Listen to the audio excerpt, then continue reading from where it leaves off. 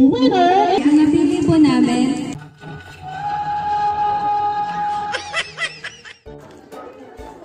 Hey Patchmates! Welcome back sa ating channel. So, this is actually a first for us kasi sa unang pagkakataon, nag-cover kami ng isang event dito sa community namin, which is the Terra Verde Residences, specifically Phase 2. So today is October 30 and we are already celebrating Halloween. So, yung mga officials ng aming community ay nagdaos ng isang trick or treat event specifically made for kids. Pero syempre, hindi lang naman kids ang napapasaya sa mga ganitong klaseng event. Pwede din yung mga adults and syempre, meron din po tayong mga kasamang pets na parte din ng ating pamilya. So, imbis na magbahay-bahay yung kids, what our officials did is they grouped the community into 6 different booths. 6 nga ba? Pero tingnan natin yung mga booth and yung mga kids doon lang sa booth iikot para humingi ng treats. Alright, di ba? Less pagod na sa kanila. So tara, ikutin natin yung mga booths ngayon.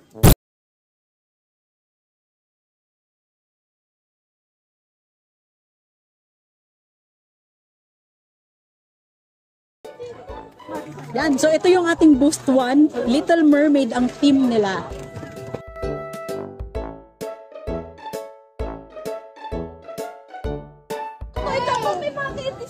So ito yung ating second booth, ang theme nila ay Cocomelon.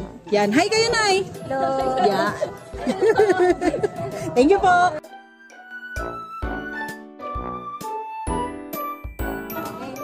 Yan, third booth, Frozen.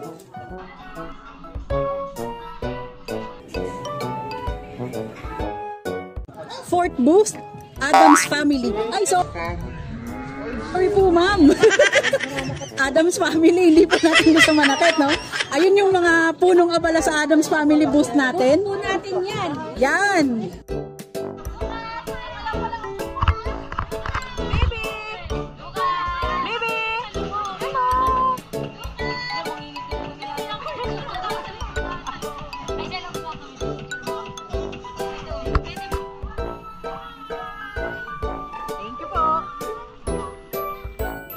Fifth booth, Monster Inc.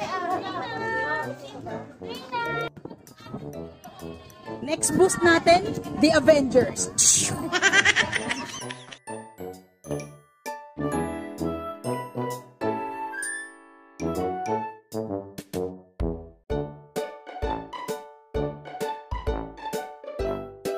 Ang susunod natin ay Paw Patrol.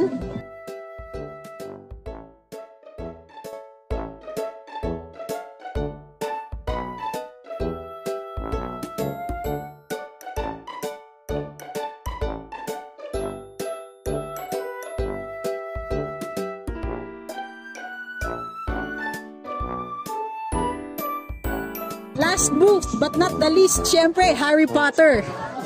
Favorite natin yan.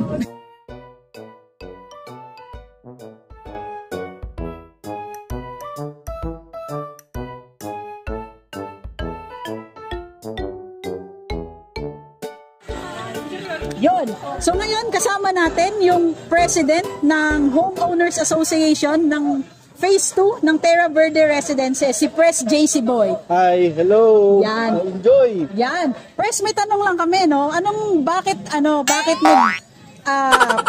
naggawa ng gantong event yung mga officers ng Phase 2? Una-una, syempre, first elected officers kami rito sa Phase 2 Terra Verde, no?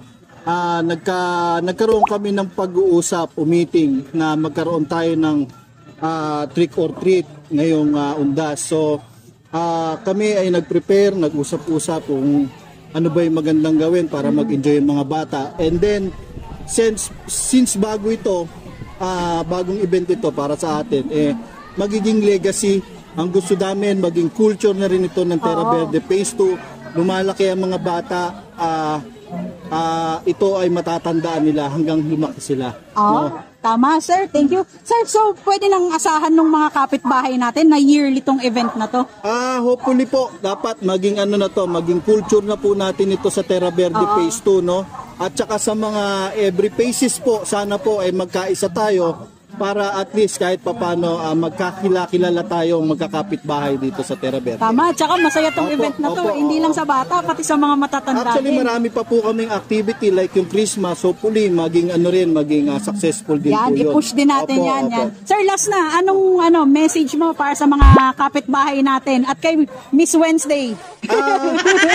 Ang message ko lang po sa buong Terra Verde residents po, magkakaiba man po tayo ng phases.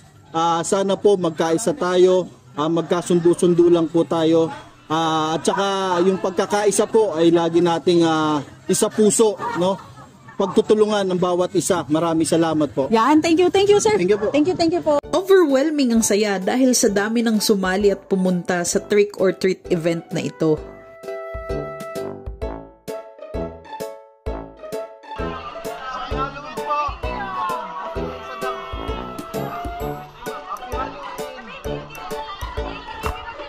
Kahit hindi na kami bata, isip bata lang, ay natuwa kami sa experience na to, lalo na at game na game ang mga bagets sa pagrampa ng kanilang mga costume.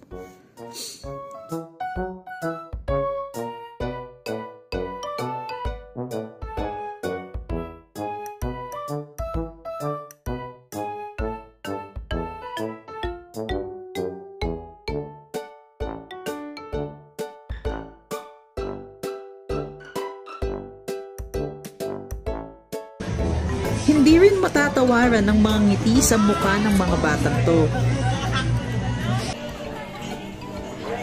Hi Wednesday! Hindi rin mapagkakailang mabenta nga sa mga bata si Wednesday Addams dahil ang dami nila for today's video. Present din ang trending na si Zoro, si Monkey D. Luffy,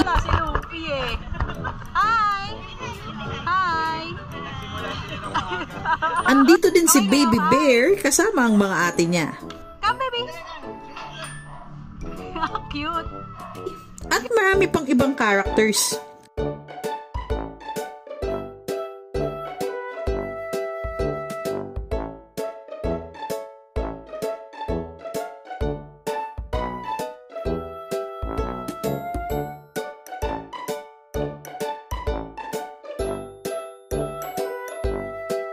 Record 3! Si Harry Potter pala ito.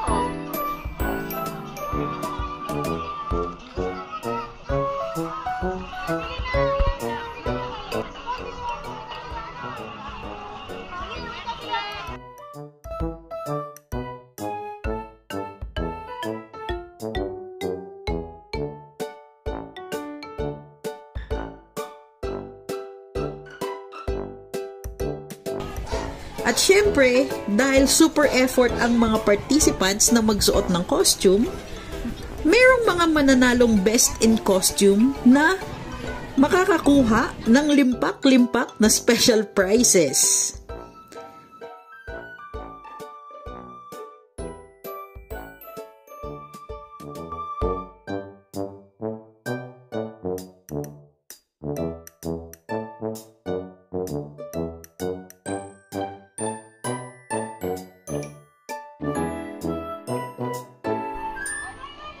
For treat!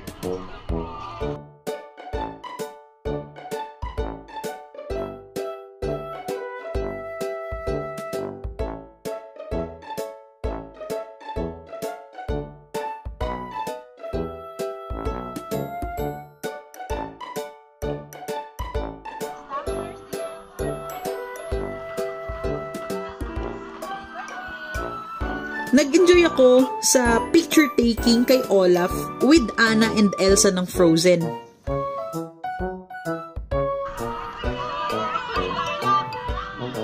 Nainggit din ako sa mga bata kaya nagpatatak na din ako dito sa Harry Potter booth natin. Ma'am, pastamp niya ako, ma'am. Yes. Thank you. Cute ni Darna, oh. Ano gusto mo dyan? At meron din palang nagtitinda ng murang laruan pero hindi kami nakabili dahil Ay, wala po siyang pera. Naku, wala po siyang pera. Wala po kang pambili. Pwede naman Gcash. Gcash. Tumatanggap pala ng Gcash. Ma'am, taga dito lang. Yun, pagkatapos mag-trick or treat ng mga bata at magpa-picture-picture sa mga post, magkakaroon naman sila ng event hosted by our officials. Dito. nabuhay naman ng dugo ng lahat, bata man o matanda dahil sa kwelang-kwelang performance ng ating special guest.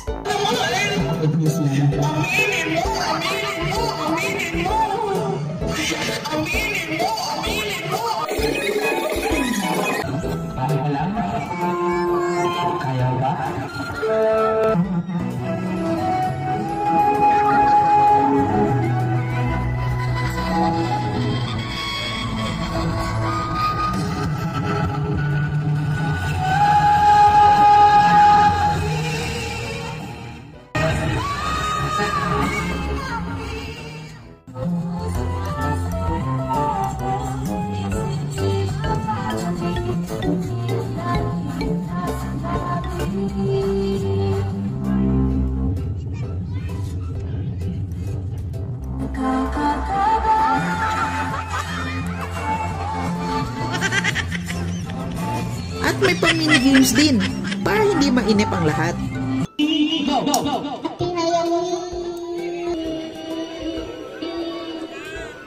Oras na para pumili ng best in costumes.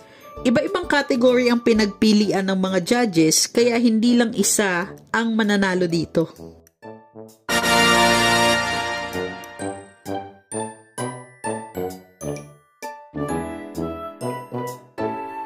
Hi kids! Magandang hapon sa inyo! At syempre, meron ding mananalo sa boost making na gawa naman ng ating mga kapitbahay. At ang mga nanalo ay...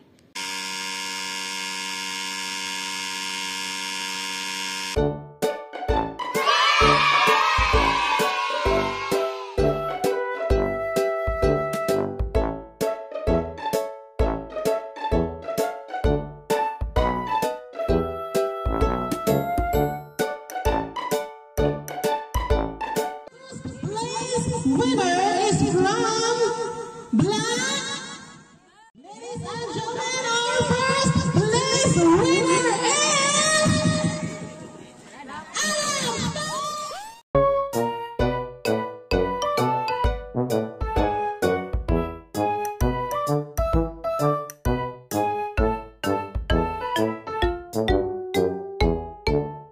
In all honesty, nakaka-proud tong event na ito dahil lumabas yung pagtutulungan ng mga homeowners para makapagbigay saya sa lahat ng mga batang dumalo. And it is our pleasure na makasali at mabigyan ng pagkakataon para maisama tong event na to sa vlog namin. At dito na nga nagtatapos ang videong to, Fatsmates. Sana ay napasaya din namin kayo through this video. At kita-kita tayo ulit sa susunod na event. Happy Halloween everyone! Bye!